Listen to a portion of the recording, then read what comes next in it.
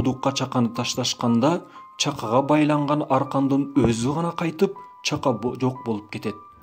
Элдер аркандай жоромолдорго барып кудуктун ичин жиндер байырылап алган тура деген күмөнгө барышат. Ошентип кимдир бирөөнү кудуктун ичине түшүрүп, ал жакта эмнелер болуп жатканын билгилери келет. Өз ара кеңешип бир жигитти кудуктун түбүнө түшүрмөкчү болушат.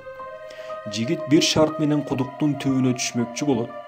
Анын койгон шарты бир тууган агасы да элге кошулуп, ушул жерде турушун талап кылат. Айраң таң калган эл дароо бир тууган агасын чакырып келишет. Кудуктун оозунда күтүп жаткан эл арканды тартканда жок жерден жипке байлануу маймылды көрүшөт. Баары коркушканынан жипти таштап кача башташат. Жалгыз гана бир тууган агасы инисинин абалынан кабатыр болуп жипти кармап калат.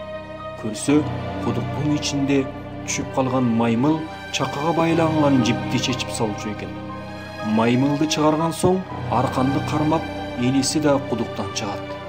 Айраң таң калган эл жигит эмне үчүн бир тууган агасын алдырганын эми гана түшүнүшөт. Бир тууганыңдын абалынан дайыма кабардар болуңуз. Сага канчалык кыйынчылык келбесин, сени түшүнгөн жападан жалгыз бир тууганың гана болот. Эч ким бир тууганыңчалык мээримдүү боло албайт. Эч ким эже карындашыңчалык боорукер боло албайт.